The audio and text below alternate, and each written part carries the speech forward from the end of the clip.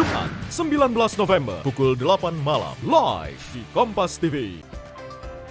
Selamat datang di Kompas Bisnis bersama saya Glenny Soktania. Saudara, turbulensi bisnis yang kencang bersamaan dengan guncangan internal dan eksternal sedang dialami oleh Garuda Indonesia.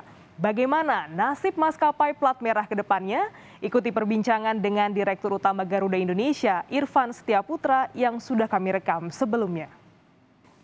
Sebelumnya Wakil Menteri BUMN bilang bahwa Garuda ini secara teknikal bangkrut, tinggal menunggu legalnya. Bagaimana tanggapan Anda terkait hal ini? Ya, definisi technical bankrupt itu kan di pembukuan. Ya kan? Dan faktanya hari ini kita masih terbang dan kita masih buka bookingan untuk masa-masa mendatang.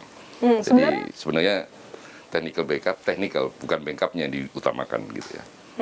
Jadi secara teknikal saat ini sebenarnya Garuda masih beroperasi ya Pak? Secara operasional kita masih beroperasi dan dalam kondisi saat ini pun kita terus-menerus mengupayakan pelayanan yang optimum ya dan maksimum ya. Garuda tengah menjadi sorotan, banyak mempertanyakan sebenarnya ada apa dengan Garuda saat ini Pak? Bisa Bapak ceritakan sedikit tentang ada apa dengan Garuda? Ya, pertama banyak orang mengatakan masa lalu, keputusan-keputusan masa lalu. Tapi saya ini CEO Prestir gitu kan. Pada waktu saya menerima jabatan ini, apa yang ada kondisi saat itu di Garuda, itulah fakta yang harus saya hadapi. Saya tidak ingin melihat ke belakang, tapi itulah yang mesti kita selesaikan. Dan memang di hari-hari pertama kami mencoba melakukan banyak hal dari sisi peningkatan pendapatan maupun penekanan kos. Pandemi kemudian menjadi sebuah fakta yang tidak terelakkan, yang mempersulit kita untuk menyelesaikan persoalan-persoalan yang saat itu kita hadapi. Permasalahan Garuda ini kan sebenarnya sudah lama ya Pak, bukan hanya di era Bapak. Sebelum-sebelumnya sudah banyak permasalahan Garuda. Apakah tadi Bapak sebut pandemi ini yang benar-benar jadi pemantik bahwa Garuda masuk dalam permasalahan ekonomi Pak?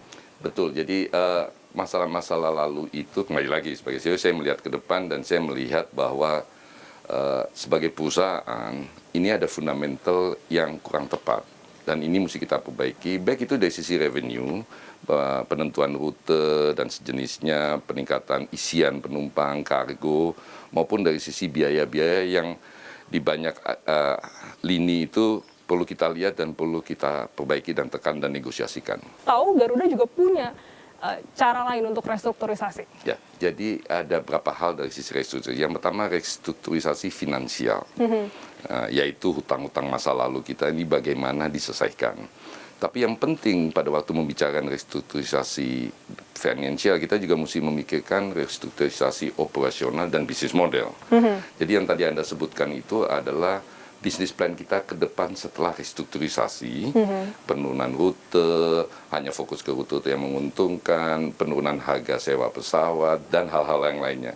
Yang jelas kita ingin memastikan, dan di bisnis plan itu sangat jelas terlihat bahwa apabila restrukturisasi ini selesai, Garuda itu dapat dipastikan untung.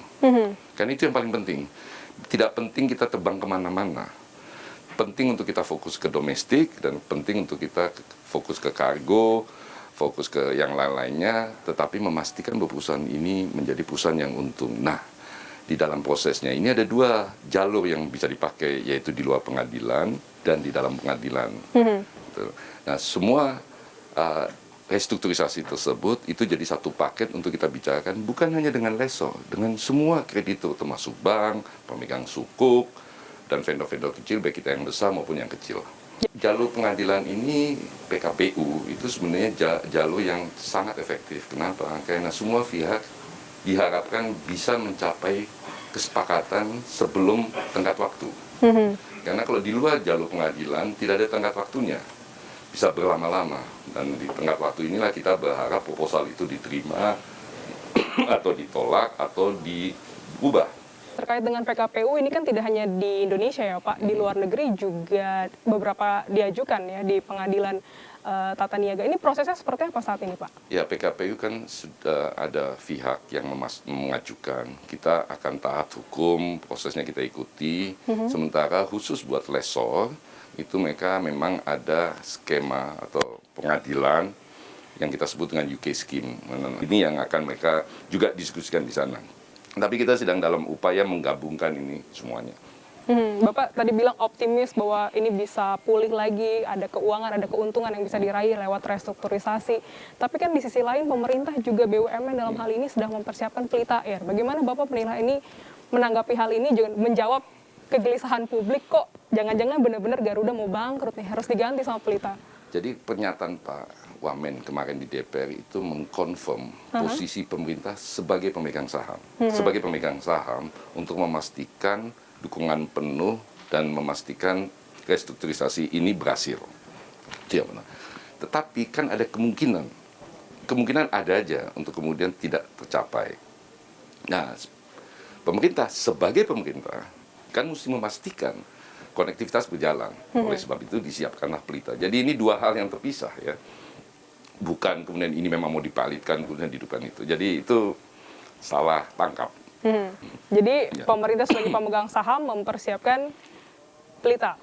Bukan, pemerintah sebagai pemegang saham memastikan dukungan sepenuhnya untuk restrukturisasi Garuda supaya Garuda sukses restrukturisasi dan bisa terbang lagi dan bisa lebih sehat. Tetapi sebagai pemerintah yang harus bertanggung jawab terhadap konektivitas, mempersiapkan Pelita andaikan ini tidak berhasil. Pak, saat ini kan juga sebenarnya BUMN mempersiapkan Garuda ini ke holding pariwisatanya. Jika mampu nantinya melakukan restrukturisasi, kita harapkan bisa mampu nih Pak ya. Jika kita berandai-andai, bagaimana Anda melihat hal ini? Apakah ingin fokus dulu selesaikan permasalahan internal atau juga ya kita juga jalan untuk holding pariwisata ini? Jadi kita terlibat aktif dari awal, melihat kondisinya Garuda, kita akhirnya bersepakat dengan dukungan kementerian bahwa Garuda nggak ikut dulu secara formal, menunggu selesainya proses restrukturisasi. Tapi saya dan tim tetap terlibat, ya kan, di dalam proses holding ini. Jadi banyak inisiatif-inisiatif kita partisipasi aktif, tapi bukan sebagai anggota holding. Tidak terjun langsung? Belum sebagai anggota holding. Jadi menjadi anggota holding ini rencananya apabila proses restrukturisasi ini semuanya berhasil, diperkirakan itu akan masuk tahun 2023. 23 baru bisa terjun dalam holding. Diperkirakan ya, artinya restrukturisasi finansial, operasional, jadi ini masuk ke dalam holding dalam kondisi lebih sehat dan lebih baik gitu. Untuk restrukturisasi ini butuh waktu berapa lama sih Pak? Kita udah mulai sebenarnya untuk Garuda ini. Kita sebenarnya udah mulai lama, tetapi kalau kita masuk proses pengadilan itu ada batasan waktu, 270 hari kan kalau diputuskan. Jadi ini waktu yang kita perkirakan, tapi kami manajemen, komisaris, dan juga pemegang saham berharap prosesnya bisa dipercepat. Kita berharap Q1, kuartal pertama 2022, restrukturisasi hutang finansial ini udah beres.